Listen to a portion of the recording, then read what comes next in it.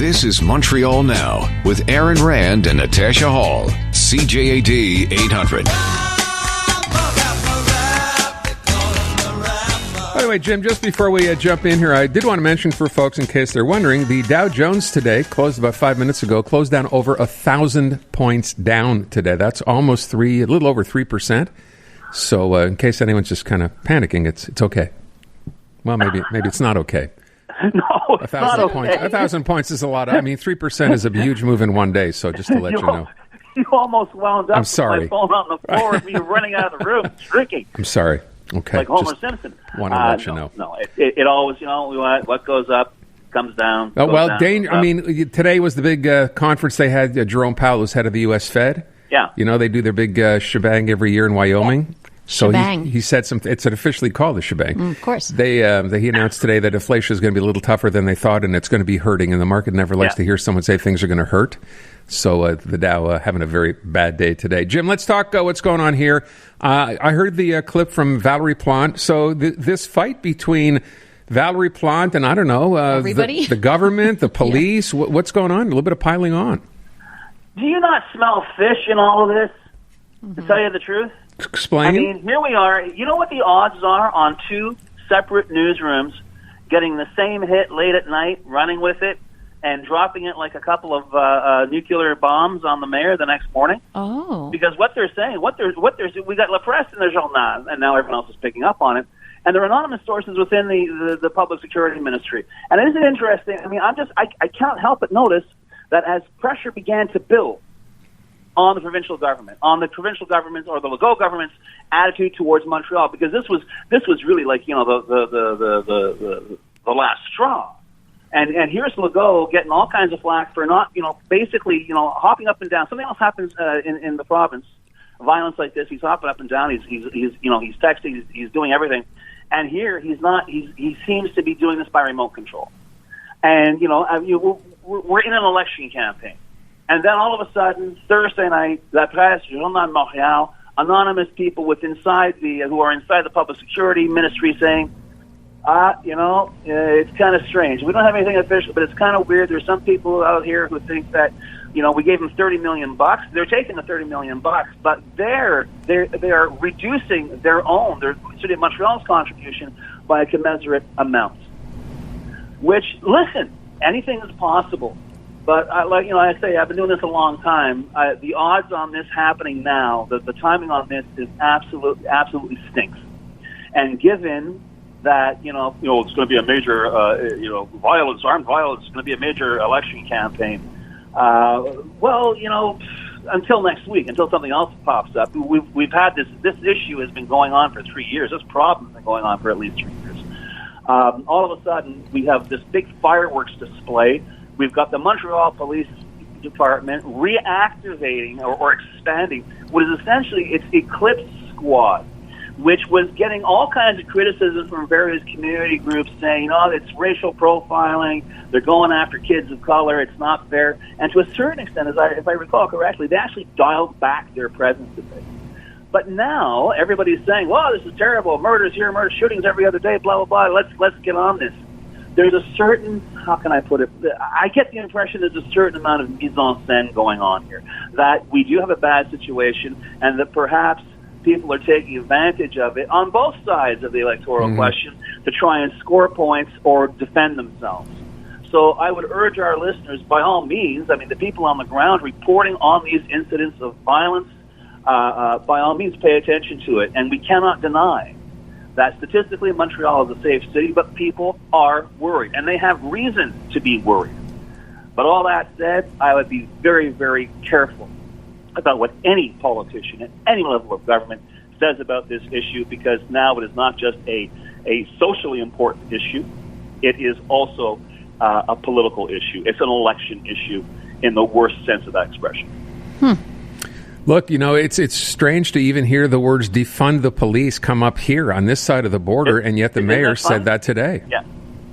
It's the most amazing thing. And there has been, of course, it's been no secret, the numbers game is going on between City Hall and the Police Brotherhood over how many cops are being hired. Did she really hire 200? She promised 250 extra. Did she really hire them? Now we have, I think, Eric Duhaime of the Conservatives is saying, make me premier in Montreal, gets an extra 600 cops. Yeah, I know everybody when wants I to be the started tough working guy. at the Gazette 4 decades ago, there were more than 5,000 police officers on the island of Montreal alone. Now I think there's at least 1,000 less. But that experience I've had of covering police issues and covering crime, more cops does not necessarily mean Right, exactly. more, less crime.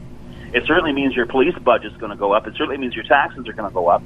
But it does not necessarily. It's don't work harder, work smarter. You can apply the same thing to policing. If there is a crisis here, is we have seen a lot of like most industries and most professions, a lot of experienced police officers have retired, and that, when you're dealing, especially with organized or semi-organized crime as we are here, is a huge asset to have, is people who know how things work.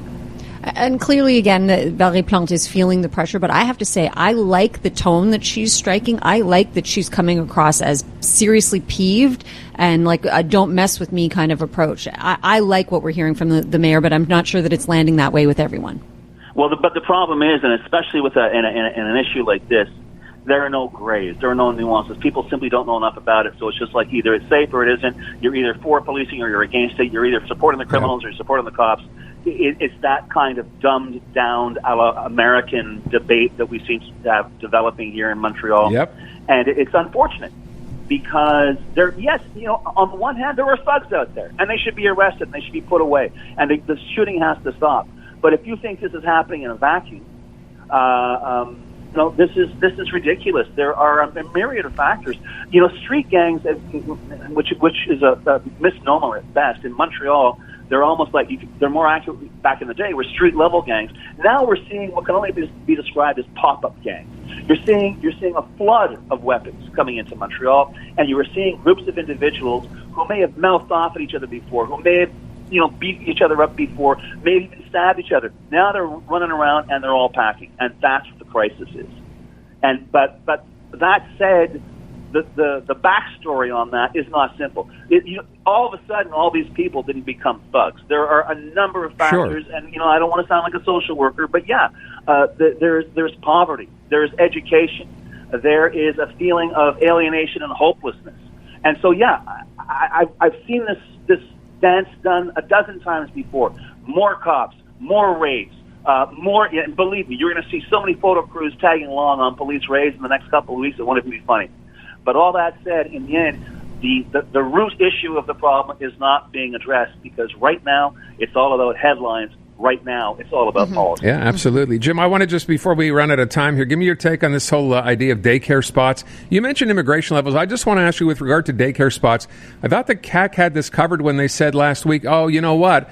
We get reelected, $8.70 to daycare for everybody, and we're going to basically take all the private daycares and tell them, hey, either you get into the public system or you're out of business. Well, once again, Thomas Joubert over at Radio-Canada did nothing more ingenious than file an access to information request. He discovered that the announcement they made earlier this month, that they had created 3,500 spots to $8.70 daycare, is in fact 1,800. Another deep dive by Radio-Canada into the numbers being raised by Legault or the Legault government concerning immigration. This year, we may have as many as 100,000 immigrants coming into Quebec. However, they'll be doing so as temporary foreign workers. So you got to be careful. A lot of word games going on here. I only cite these examples as a reason to really pay attention to what all politicians are saying, especially if what they say involves numbers. Because in many cases, those numbers can be stretched 6 ways to Sunday. Yeah. And let's face it, everyone's trying to put their best foot forward, even though, theoretically speaking, some of them don't even have a shoe on.